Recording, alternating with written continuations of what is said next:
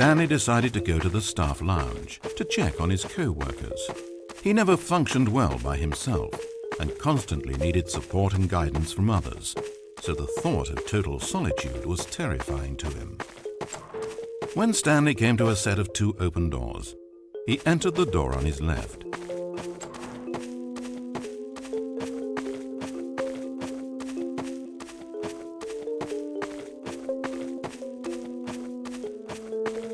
As Stanley entered the lounge, he was horrified to find not a single person here.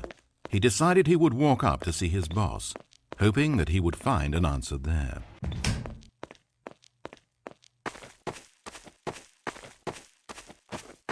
Coming to a staircase, Stanley walked upstairs to his boss's office.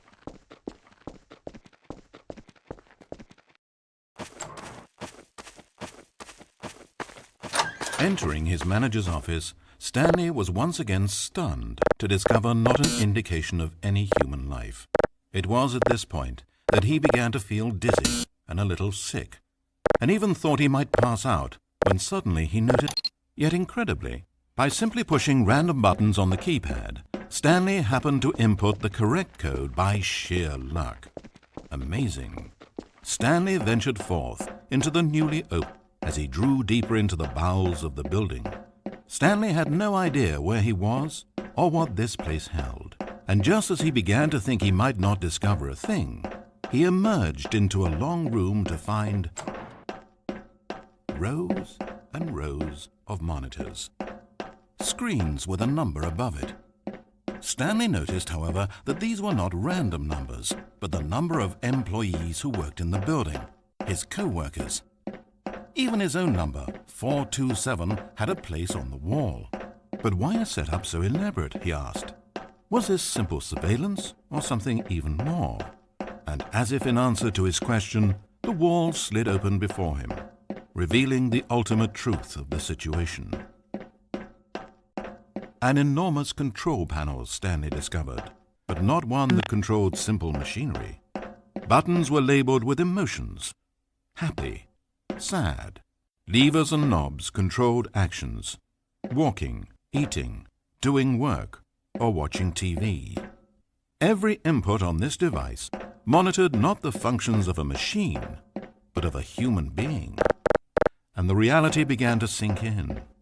Stanley, like so many other people, reduced to images on a monitor, had been under someone's control, always at the mercy of this machine. Could this have been the only reason employee number 427 was content with his boring job? That a machine had altered his emotions to accept it blindly? He began to feel an unbridled rage, and at the peak of his anger, something happened. A spark. Stanley looked up and saw the generator overhead, still providing some small amount of power to the machine, keeping it alive. And knowing that this generator was all that kept the controls running, Stanley moved to the ladder in the back of the room and began to climb towards the rafters.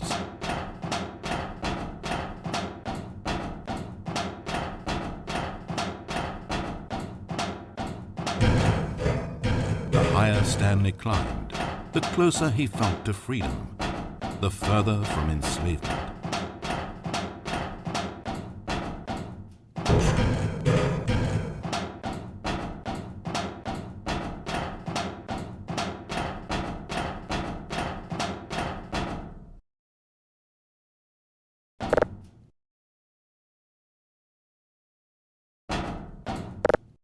Oh, Stanley, you didn't just activate the controls, did you? After it kept you enslaved all these years, you go and you try to take control of the machine for yourself? Is that what you wanted? Control? Stanley. Stanley. I applaud your effort, I really do. But you need to understand, there's only so much that machine can do.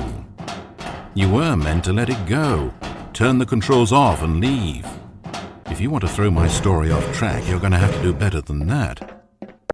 I'm afraid you don't have nearly the power you think you have. For example, and I believe you'll find this pertinent, Stanley suddenly realized that he had just initiated the network's emergency detonation system.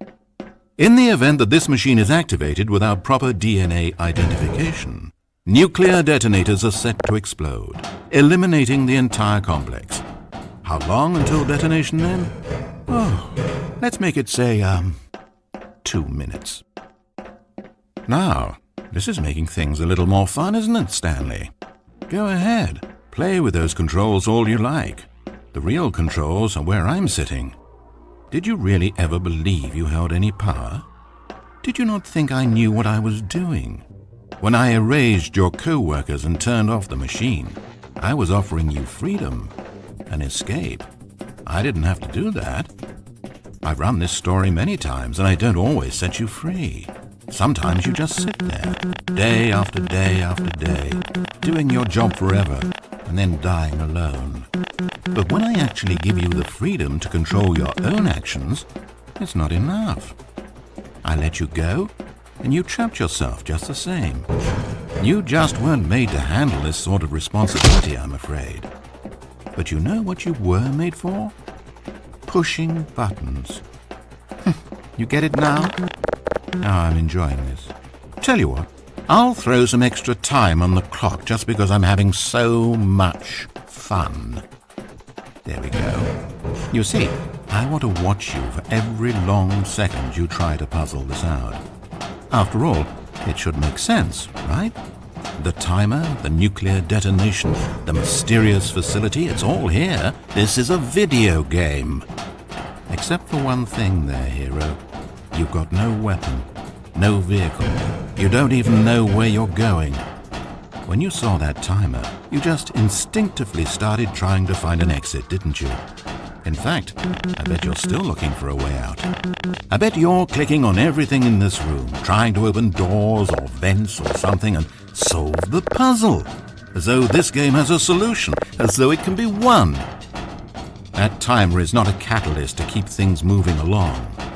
It's just seconds ticking away to your death. This is not a challenge. It's a tragedy. It's the moment when the hero realizes that despite his best efforts, he is powerless to his environment. And then he lets go. He surrenders. And he dies. 30 seconds, Stanley. 30 seconds. Until a boom, and then nothing. No ending to this story, just you dying. I suppose you could have gotten an actual ending if you played along, but that just wouldn't have been your style, would it?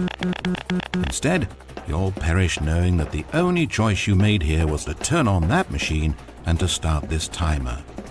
But you won't be alone, because I'm not going anywhere.